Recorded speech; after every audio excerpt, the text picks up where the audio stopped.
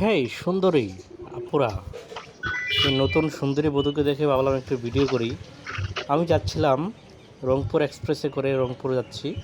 তো এদিকে মাঝপথে যমুনা ব্রিজের আগেই দেখতে পেলাম এই সুন্দরী দাঁড়িয়ে আছে, তাই ভাবলাম একটু ভিডিও করে নিই।